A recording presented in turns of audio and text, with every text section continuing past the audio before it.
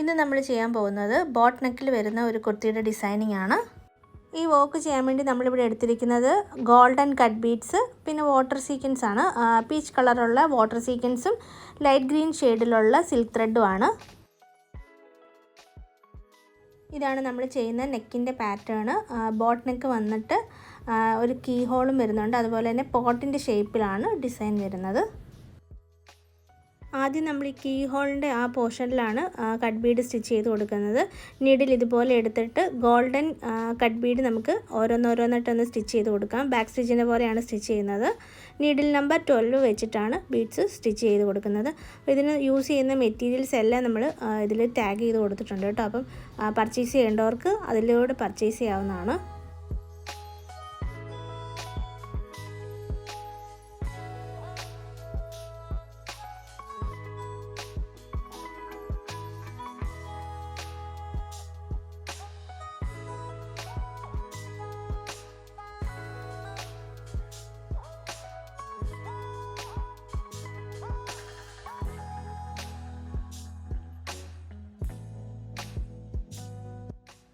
ഇനി ഈ സ്റ്റെമ്മാണ് ചെയ്യുന്നത്. അവിടെ നമ്മൾ നേരത്തെ കട്ട് ബീഡ് സ്റ്റിച്ച് ചെയ്ത് അതേപോലെ തന്നെ കട്ട് ബീഡ് സ്റ്റിച്ച് ചെയ്ത് കൊടുക്കുകയാണ്.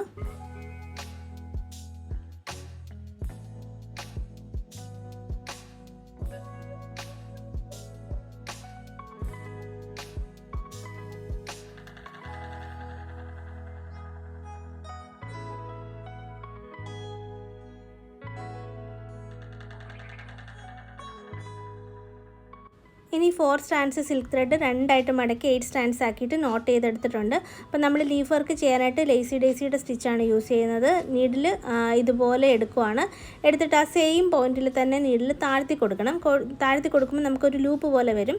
ആ ലൂപ്പ് ലോക്ക് ചെയ്യേണ്ടത് കുറച്ച് ഫ്രണ്ടിലായിട്ട് നീഡിൽ ഇതുപോലെ എടുത്തിട്ട് വലിച്ചു കഴിയുമ്പം ഇതുപോലെ ഒരു പെറ്റൽ പോലെ നമുക്ക് കിട്ടുന്നതാണ്. ഇനി നീഡിൽ താഴേക്കൊന്ന് താഴ്ത്തി കൊടുക്കുകയാണ്. അപ്പോൾ ഇങ്ങനെ ചെയ്യുന്ന സ്റ്റിച്ചാണ് ലേസി ഡേസിയുടെ സ്റ്റിച്ച്.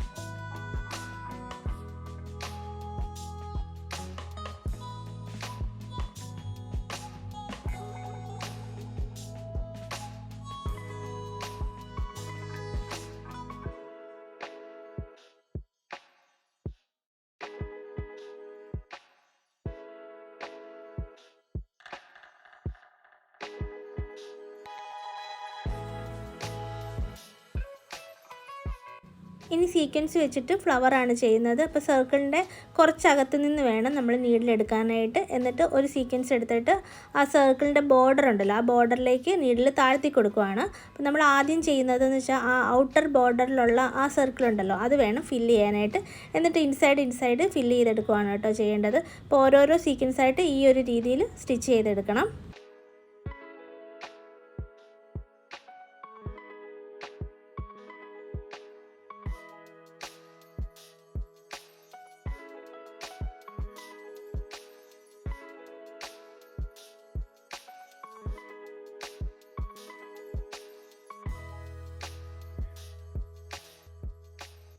ഔട്ടർ ബോർഡർ ഒരു റോ സീക്വൻസ് ഇപ്പോൾ നമ്മൾ വെച്ച് കഴിഞ്ഞു. ഇനി ഇൻസൈഡ് ചെയ്യാനായിട്ട് നീഡിൽ ദേ ഇവിടുന്ന് വേണം എടുക്കാനായിട്ട്. എന്നിട്ട് ഈ 2 സീക്വൻസ് ഉണ്ടല്ലോ, ഇതിൻ്റെ രണ്ടിൻ്റെ നടുക്കായിട്ട് സെക്കൻഡ് റോയിൽ സീക്വൻസ് വരുന്ന പോലെ വേണം സ്റ്റിച്ച് ചെയ്യാനായിട്ട്. അപ്പോൾ ഇങ്ങനെ ചെയ്യുമ്പോൾ ഈ ഒരു രീതിയിൽ നിങ്ങൾ സ്റ്റിച്ച് ചെയ്താൽ നല്ല പെർഫെക്റ്റ് ആയിട്ടുള്ള സീക്വൻസ് ഫ്ലവർ നമുക്ക്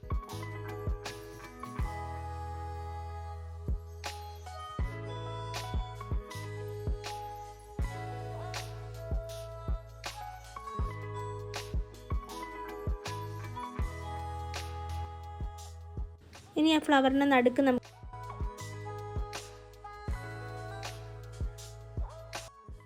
വർക്ക് വർക്ക് കംപ്ലീറ്റ് ആകുമ്പോൾ നമ്മുടെ കുർത്തിയുടെ ലുക്ക് ഇതുപോലെയാണ് വരുന്നത്. വളരെ സിമ്പിളായിട്ടുള്ള ഡിസൈനാണ്. അപ്പോൾ എല്ലാവരും ഈ ഡിസൈൻ ട്രൈ ചെയ്ത് നോക്കുക. മറ്റൊരു വീഡിയോയിലൂടെ കാണാം. ബൈ.